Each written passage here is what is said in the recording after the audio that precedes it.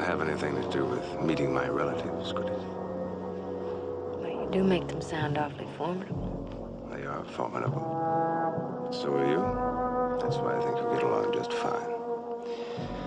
And after all, it's only for a couple of days. I know. Just a little stage fright, I guess. Come on, get some sleep.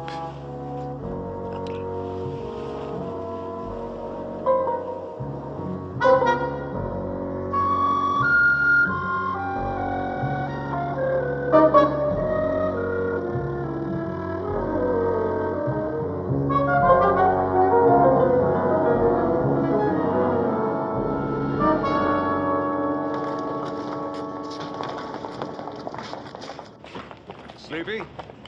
I'm not used to sitting up in a plane all night. Well, as soon as we get to Pasadena, you can catch a nap. Only, why don't you wait over there? This will take a few minutes. Okay, dear.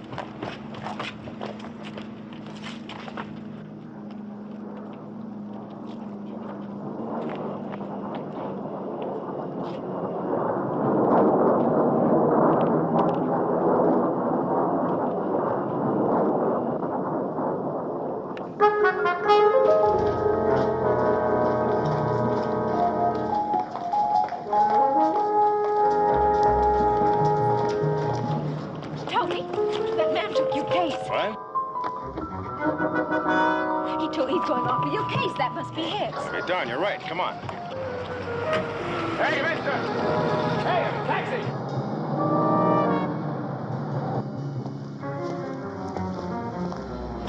Well, follow him. No, darling, it's not so tragic. I'm sure we'll find something in his case that'll tell us where to reach him. I don't know. I hope so. What do you mean? Well, it looked to me as if he took your case on purpose. On purpose? I didn't want to say anything. You always say I'm imagining things, but that man's been watching us on the plane ever since we left Chicago. Oh, now, come on, darling. Look, I'll find him. I haven't got time now. I've got to pick up a car at the rental agency.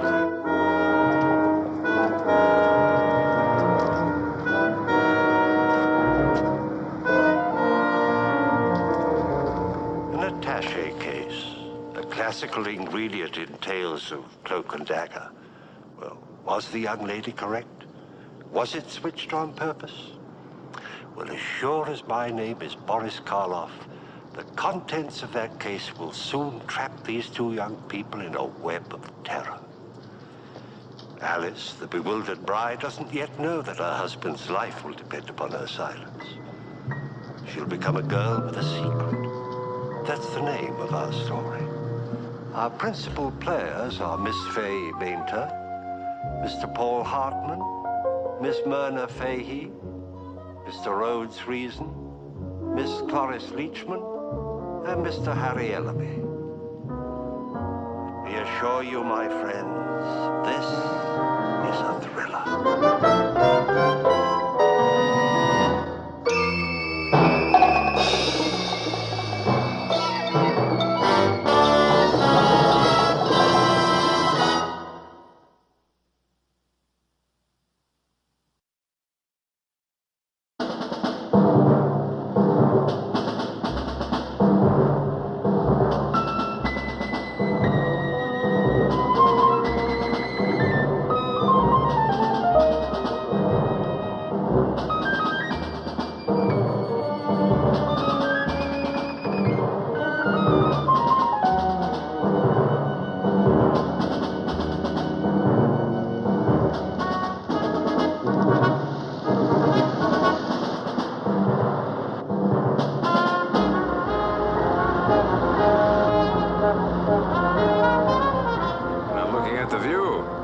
Spectacular.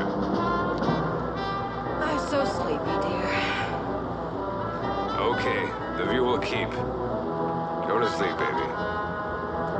Wake me when we get close. I will.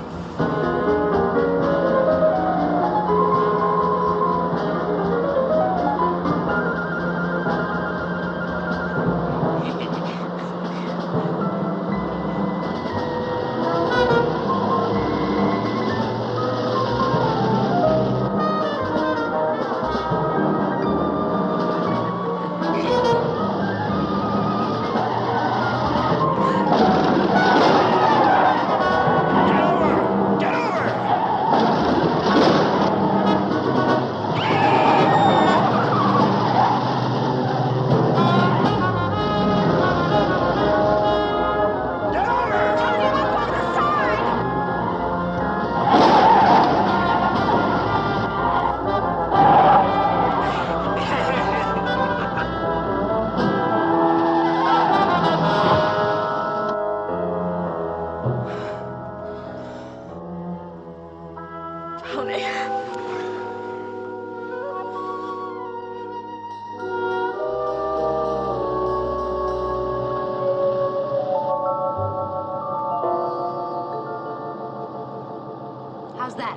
Perfect. You didn't even look. They'd love you without any lipstick. Tony, I'm still shaking. Horrible man. Alice, promise me you won't mention it to my family. There's no sense in upsetting them. I won't.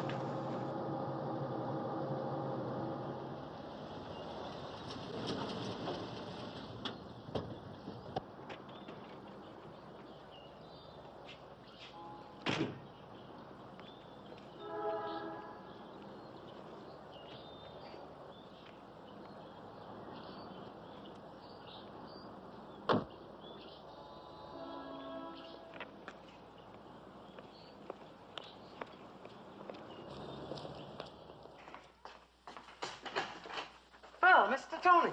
Hello, Ellen. How are you? Oh, I've got the lumbago, thank you. This is my wife, Alice. Won't you come in, please? And let me take your things. I'll tell Mrs. Redfern you're here. Thank you. My dear, we're very happy to see you. Won't you sit down? I know you're both tired and want a rest, but first, let's have a little talk, shall we? Just the four of us. So, Anthony, you're in Chicago to stay, are you? Yes, that's right. A job, an apartment, and a wife. Are you a Chicagoan, Alice? You know, I come from Indiana. A small town. But I was working in Chicago. You seem quite young to be holding a position. We could hardly call typing a position. You live alone in Chicago? Well, I was going to college there, working to help pay for my education. Then I met Tony. So there went everything. Education, career. Your parents, they still live in Indiana? Yes, my dad owns a drugstore, Hanson's drugstore in Boulder Creek. They're quite well, I trust. Oh, yes, very well. I'm very happy about my marrying Tony. Alice, Yes, ma'am. I'm very happy that you were the instrument of Tony's salvation. He's a reckless boy, but basically honorable. He should give you no serious worries. Thank you. Ellen, will you show Mr. and Mrs. Page their room, please? Yes, Miss Redfern. We'll be dining at 6:45.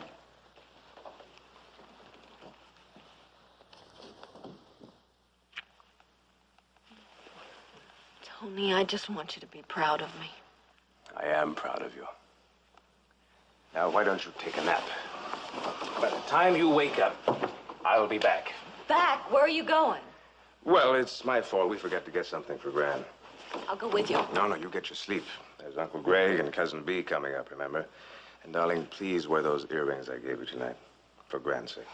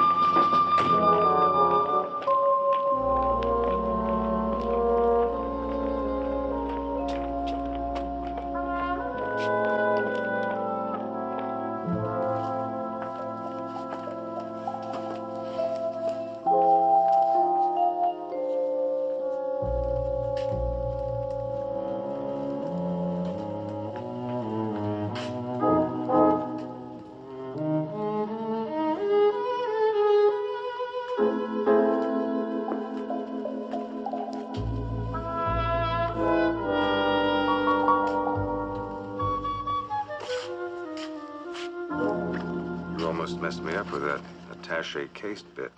How's that? My wife caught you at it. If you hadn't skipped so fast, I'd have had to take it back.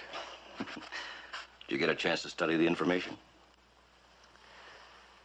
I don't think I can handle the assignment, Herb. Why not? Someone's on to me. There must have been a leak. There couldn't be. A car pushed us off the highway on the way over. We were lucky not to be killed. Couldn't it have been an accident? It was no accident. Tony, I must tell you.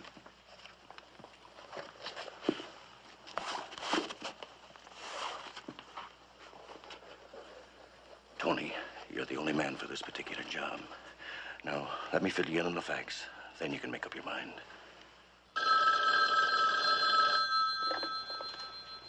Kowalik here. Yes? What? Yes. Left the house. The library. I see. Then to a food shop. Back to the house? Of course. It must have been a contact at the library. My information from Chicago was correct. Get back to me tonight. Stupidity. Unutterable stupidity. You knocked him off the road. Smashed his car. He couldn't possibly have survived.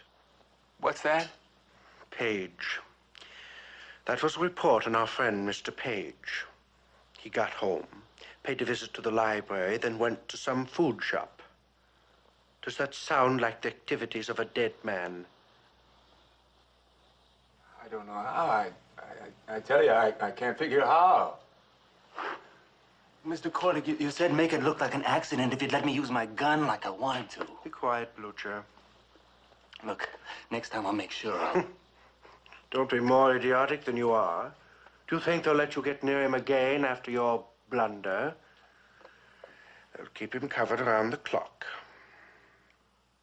Mr. Corlick. Please be quiet, Blucher.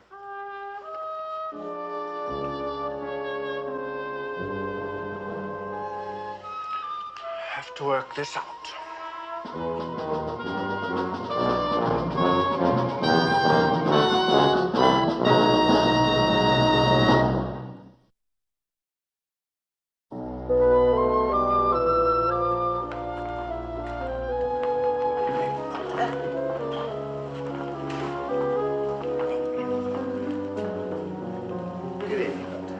Waller, thought I'd scared you off. You thought I'd taken pity on you. Well, Tony, how's the bridegroom? Very well, thank you. Mr. Devon, this is my bride, Alice. Walter Devon, one of our good friends. She's lovely, Tony.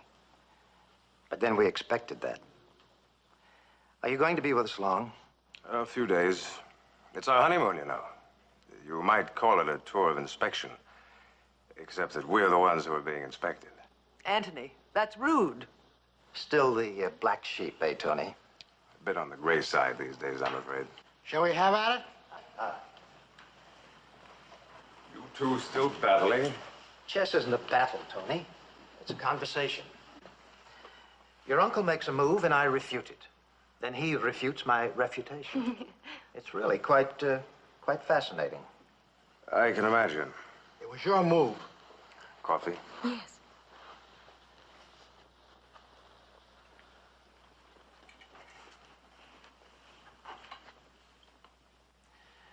Beatrice, would you please play something for us? Will you listen? Why, of course.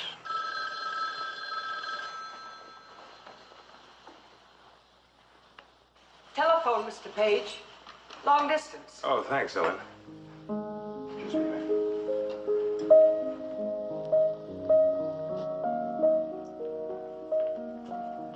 Oh, I'm sorry to hear that, sir. Broken in 2 places. Oh, that's bad.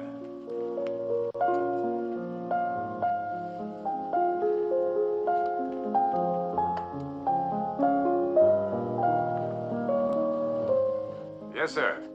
My wife and I will be there tomorrow. Oh, I see. Yes, I understand. You can expect me.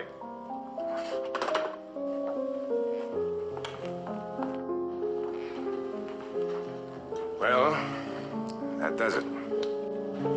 Something wrong, darling? Just a messed up honeymoon, that's all. I have to leave in the morning. Tony, will you please explain what you're talking about? That was my boss, Mr. Delgado. He broke his leg in 2 places. Seems to think he's marooned at his cabin. Very unfortunate. I'll have to fly directly to Minneapolis and then get a boat. I'll go with you. I'm sorry, darling, but Mr. Delgado said there isn't room at the cabin. Well, then, why not leave your Alice in our care? Thank you very much, but I think it'd be better if I went home and waited for Tony there. Now, look, darling, I don't want you alone in Chicago. I want to know that you're safe and sound. Well, then it's settled. You'll stay here with us. Unless, of course, she might be more comfortable somewhere else. No, it isn't that at all. Thank you. I'd be very happy to stay. Good girl.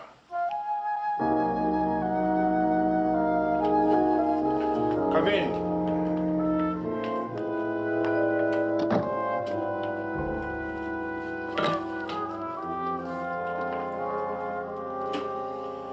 Well?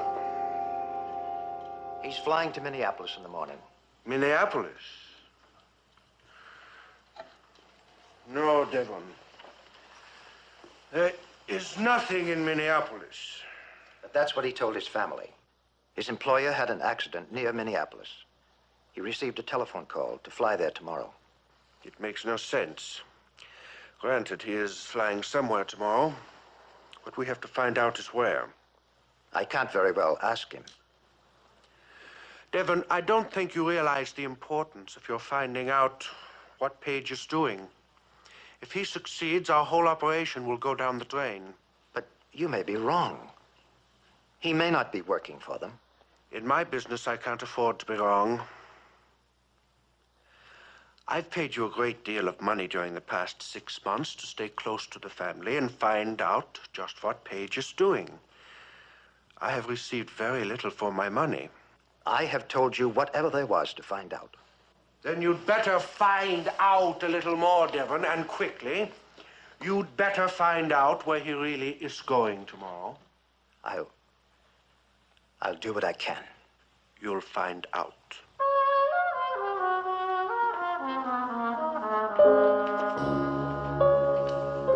Thank you, Mr. Devon.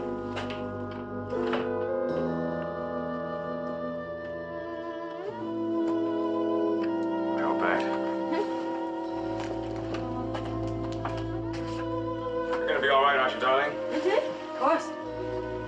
I don't say they're the most entertaining people in the world. After all, you don't have to stay around if you don't want to. You could go over and visit the Rubens. You remember Mal and Sally Rubin?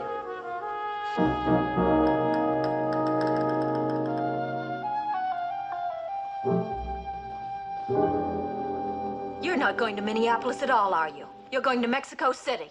Alice, You were going to Mexico and you weren't even going to tell me. You lied to me, Tony. Alice, be quiet.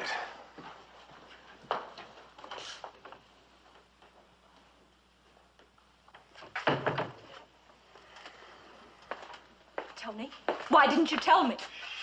Keep your voice down.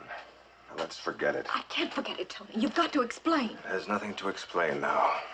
I was going to Mexico. Why couldn't you tell me, Tony? Why did you lie?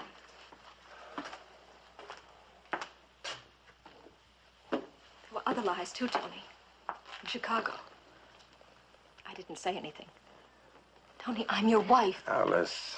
You're in some terrible trouble, aren't you, Tony? That man in the car yesterday, he tried to kill you, didn't he? He tried to kill me, too, Tony. Don't you think I have a right to know why? All right, Alice. Since I can't go through with it now anyway, I will explain.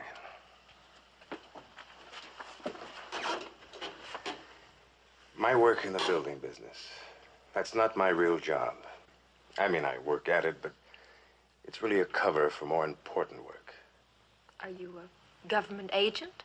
I've been doing undercover work for the past 2 years. With our nuclear weapons, espionage goes on constantly. There's a group of people, some in New York, Chicago, Washington, and some right here, who deal in secret information. Deal in it? For money, big money. Whatever they can get their hands on, they sell to whatever enemy government will pay for it. I made contact with them in Chicago and pretended to be one of them. I fed them unimportant secrets. Information about supposedly new ideas and missiles, just enough so they trusted me. Now, we were never able to pinpoint the man in charge of the operation. But now we think he's right here in Pasadena. Why would he be here? The university. There's a lot of nuclear planning going on here. This Mexican trip, I was picked because I had already made contact with one of their couriers there. And we figured that through him, I'd have been able to find out who was the #1 man here. Then my job would have been finished. What do you mean, would have been? I can't do it now, darling, now that you know. You think it's very important? Very, but... Then you've got to see it through. I can't. If you were to make one slip, if you were to let anyone know I went to Mexico instead of Minnesota, I'd be dead. And I mean dead. Tony, I can keep a secret. It's more than just a secret. It means you'd have to tell lies and keep lying to the family, to everyone, and not break even under the worst kind of pressure. My life would really be in your hands. Tony, don't you love me enough to trust me? Of course I do, darling. Even with my life. Hurry up. I miss your plane.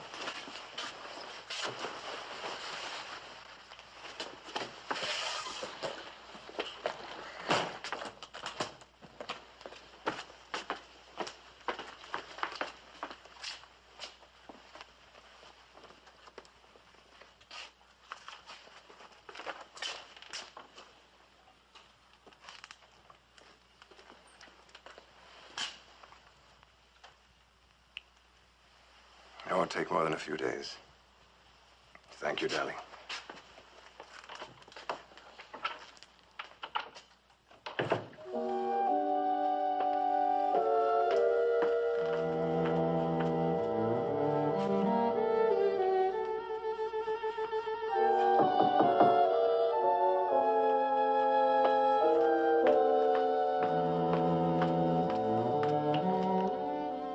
Yes? Don't mind if I clean up a little, do you? Oh, of course not. Sure's a good-looking man, your husband. Thank you. Just imagine you two only married a few days and him off to Mexico City. Huh?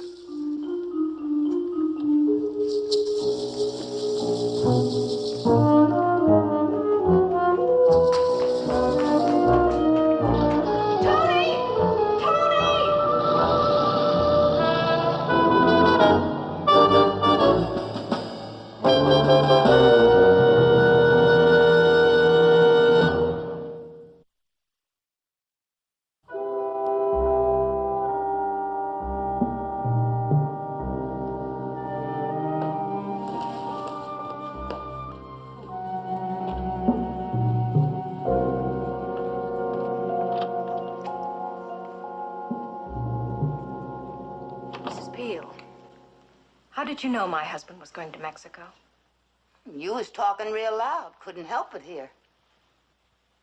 Mrs. Peel, my husband's on business. He might make a lot of money. It's important that people think he's going to Minnesota. It's oil wells. I'd appreciate it if you'd not mention my husband's trip to anyone. Whatever you say, Miss Page. Say, you know you got a lot of pretty jewelry over here? You know, I like jewelry. Gives a person class. These earrings, they go just beautiful on me, don't you think? Those are... Just beautiful. Yes, you're right, they are. Take them. You mean it? But I want you to promise me that you won't say anything to anybody about what you've heard. Oh, I promise. Us users are tight-fisted and tight-lipped. You know that.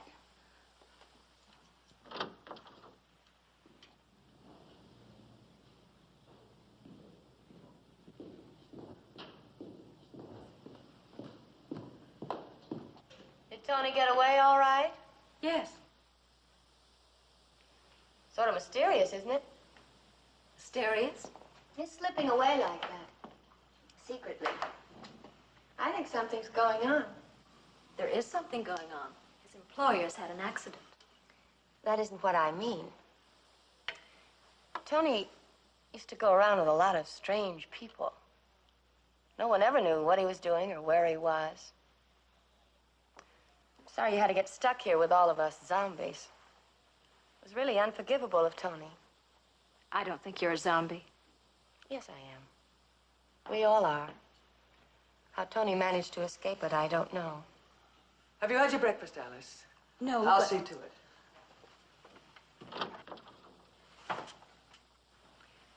B, what kind of a man is Mr. Devon? I don't know. Alice, will you follow me, please? Of course.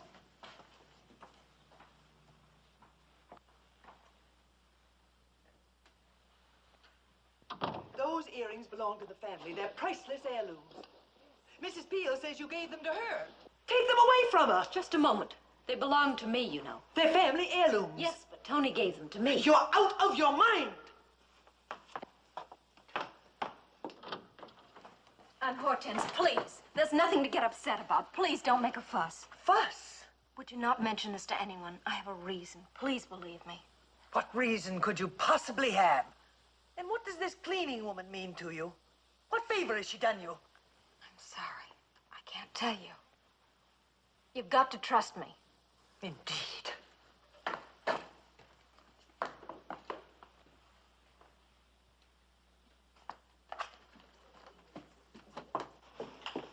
Mrs. Peel, how could you?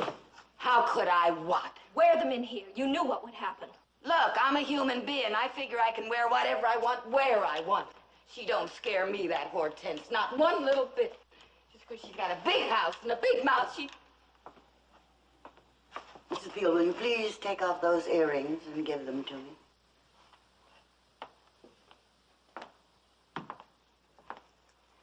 Thank you. They was a gift from Miss Alice. It was very bad taste of you to accept such jewelry from anyone in this house, especially from a very young person. I don't think you need bother to come back here tomorrow.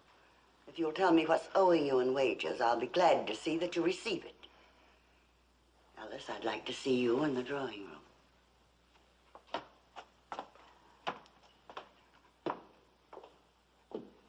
You see that? You see that? Now I'm out of a job. And for what? A mistake you made. I didn't make it. You did.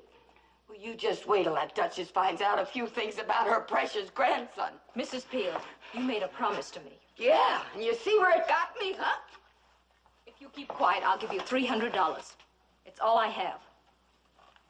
Well... All right, forget it. Go in and tell him what you know. I'm not going to bargain with you. Go on. Well, now, hold on, Miss Alice. Us Indiana people, we gotta stick together. $300 will just about tide us over till Carrie gets a job. Carrie, that's my son. He lives with me. I was going to quit this job anyway. It's too rich for my blood. What's your address? Look, it's 3112 Kenwood Avenue, 6th floor, apartment 3. I'll have to cash some traveler's checks. I'll be over to see you just as soon as I can get away.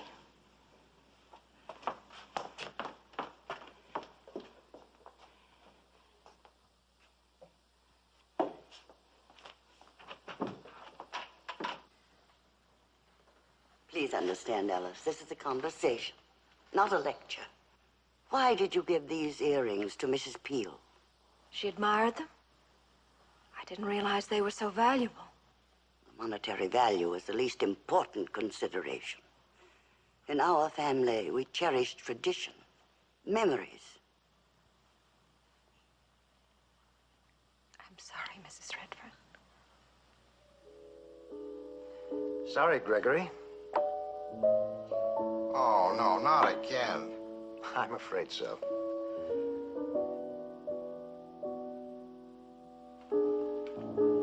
Well, Alice, have you heard anything from Tony? Just a wire saying he'd arrived safely. Any idea when he'll be back? Not yet. He's a nice boy. I'm glad to see he's settling down. Don't be too sure. How's that? Oh, he's a mystery man, Tony is. So's his wife. Really? Oh, yes. She's got a secret. Haven't you, Alice? Secret you paid Mrs. Peel not to tell? Oh, for heaven's sake, she's in one of her silly moods again. It's true, though. That's why she gave away that priceless set of earrings. It's a plot. It was an odd thing to do, Alice. I'm afraid you're all talking a bit over my head. What was an odd thing to do? Alice gave away some of the family jewels to Mrs. Peel. Got her fired, too. Oh? My theory is that it's blackmail. Where are you going, Alice? Out for some fresh air. What you really mean is you're going out because you can't stand us. You're very rude, Cousin B, but I suppose that comes naturally to you. Alice! You're all rude. What is this, another tradition in this house? Oh, we've got her where she lives. It is blackmail. Alice! Let her go, Gregory. This is quite incredible. Quite incredible indeed. Well, if you ask me... No one is asking you anything, Beatrice. You stirred up quite enough trouble as it is. And you think this secret has something to do with her husband's trip? It looks that way to me. What could be so important that she'd want to pay off Mrs. Peel? It's possible she knows where Paige is going. Do you have this Mrs. Peel's address? Yes, I do. I'll put Blucher on it at once.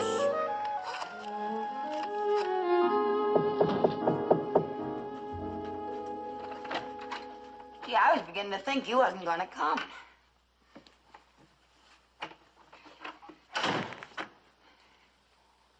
Well, you brought it with you. Yes.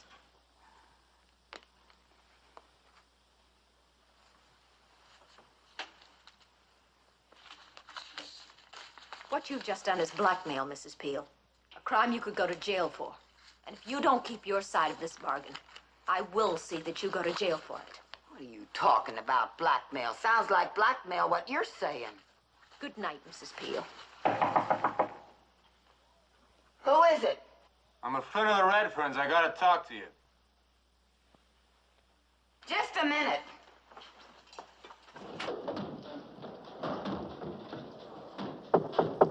Well, hold on.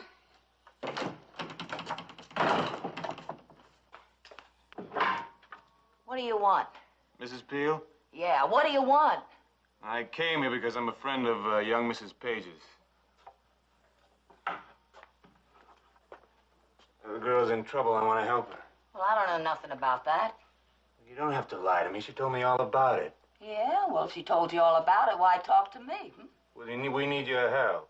Look, I don't know what you're talking about, mister. There ain't no trouble that I know of, and there ain't gonna be none either, so I'll just say thanks and goodbye. Look, I'm busy. Oh, you want to play games, huh? Well, we'll play my way. Now, why'd Mrs. Page give you them earrings? It's none of your business, and you leave me alone. You better tell me, else I'm gonna have to give you a going over. And I just like to do that. It had something to do with Mr. Page's going away. Didn't it? You're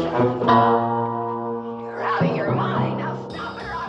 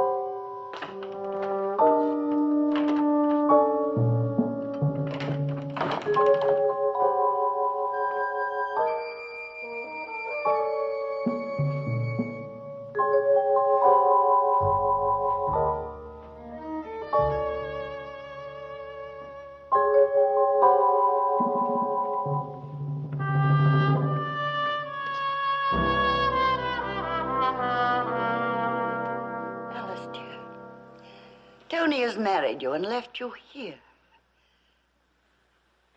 Won't you tell me what it is? No, I'm sorry, I can't. You admit there is something. Yes, I admit that much. Very well. I won't press you any further. May I go now? Of course, child, of course.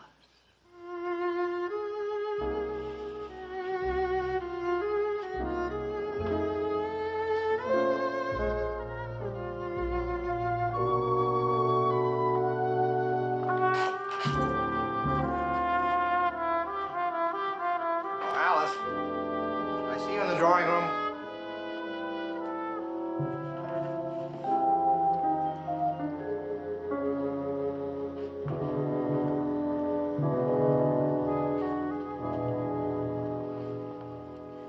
Sit down.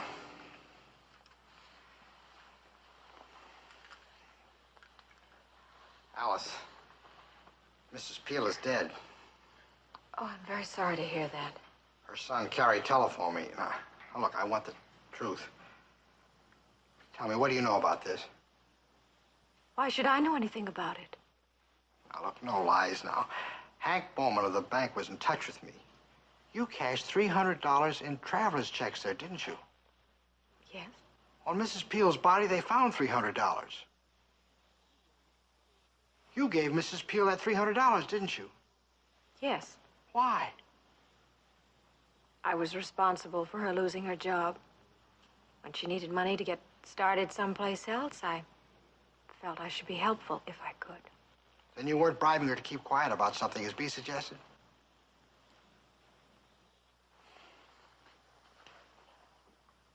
Were you there when Mrs. Peel died? No. But you were there sometime. Yes. Tell me exactly what happened. I took a cab to her place. I went upstairs, I gave her the money, and I left. That's all. Now listen, Alice, that cab driver who drove you to Mrs. Peel's, if he should start putting all these things together, well, we could all be in serious trouble. He could describe you. He knows what time he drove you there. Can you tell me this? Who knows what time you left? Do you realize what I'm saying? This is a murder case. Alice, did you do it? Did you kill Mrs. Peel? Do you think that I did? Never mind what I think. Just answer the question. No, I didn't kill Mrs. Peel. You can't be any help to the police at all. I didn't see anybody there but Mrs. Peel. But the money, the earrings in the first place. Alice, what's behind all this? I told you. Oh, you haven't? I'm sorry. May I leave?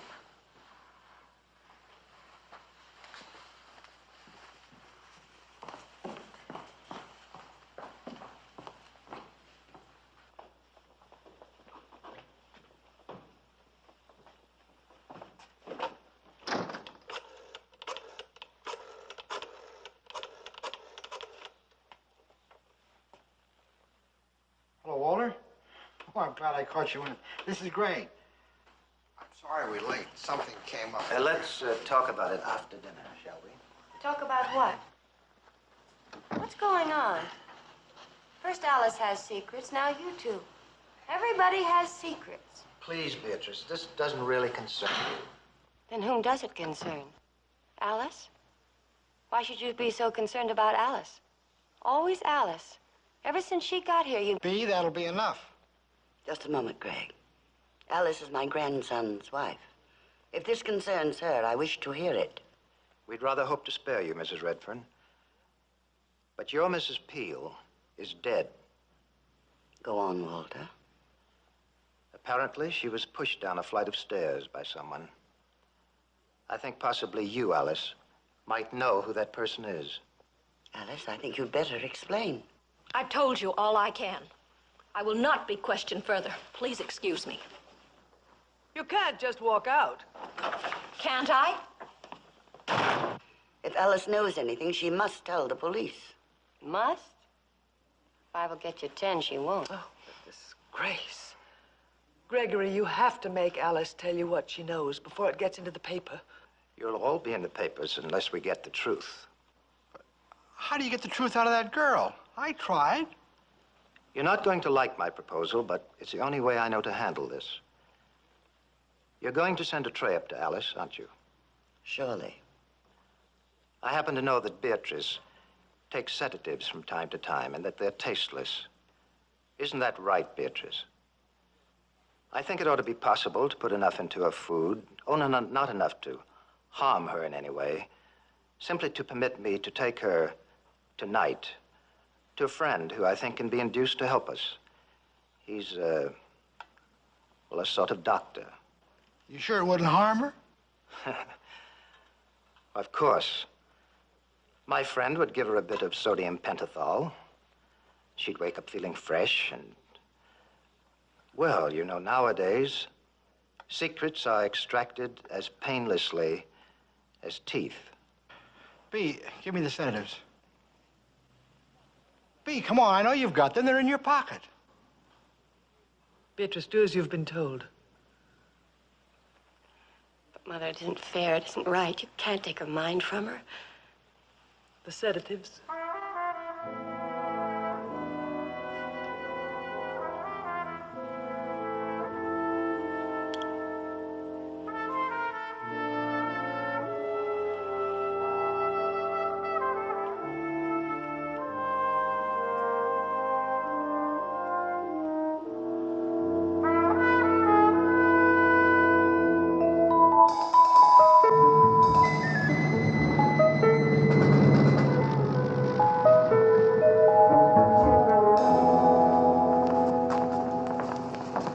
How are you, Tony? Good.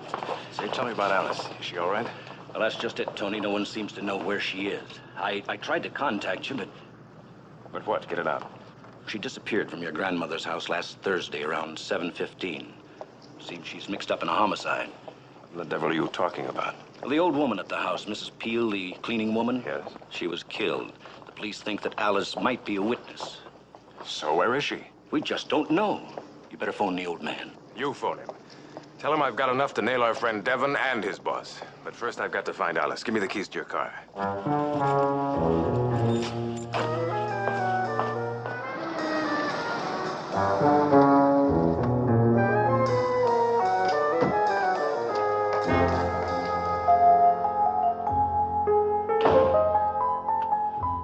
Fran, what's happened here?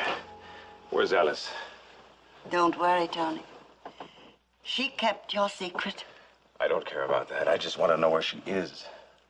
They were going to drug her to force her to tell the truth. They? Who's they? Walter Devon. It was his idea, of course. And Gregory. And the others. I couldn't allow that to happen in my house. I went up to Alice's room to warn her. I gave her some money. Where is she? Where they can't find her. In a drugstore in Los Angeles. She worked in her father's drugstore in Indiana. Remember? Gran, you're wonderful. No, thanks. I'm just a spoiled, selfish, egocentric old woman. But I know what's right, and I know what's wrong. And what they were planning to do was wrong, Tony.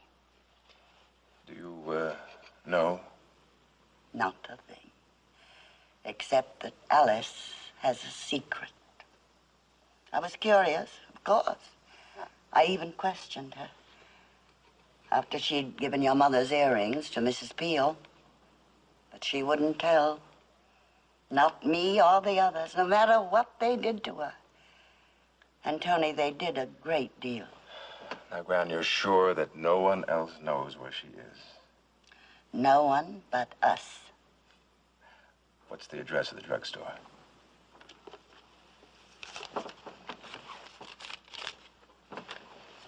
Tony, this is serious, isn't it? Yes.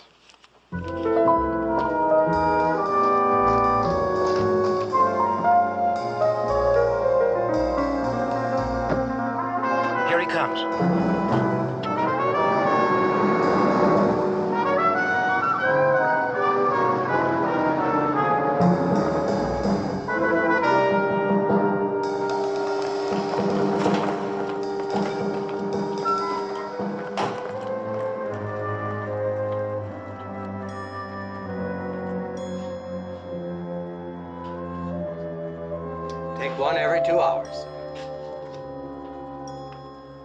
Mr. Ziegler? Yes?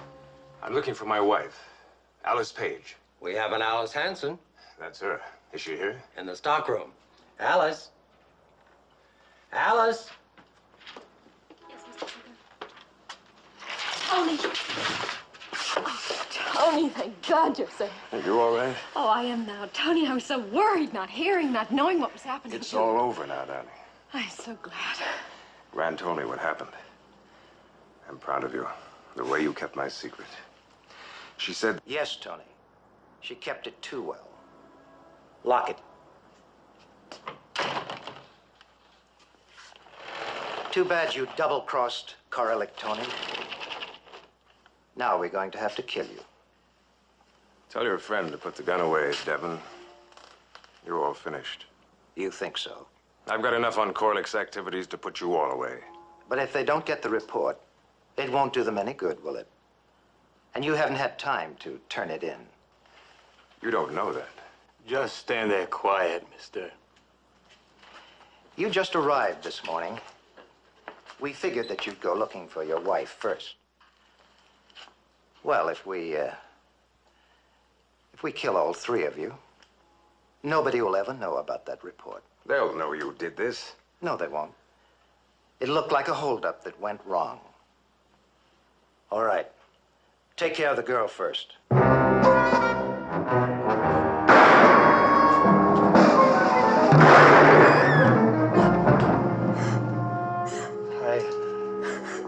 I've had this gun in the drawer for 20 years. Never used it before. Now take it easy, darling. It's all right. Tony. Mr. Ziegler, would you do one more favor for me? Oh, what's that? Fix my wife a tranquilizer while I call the police.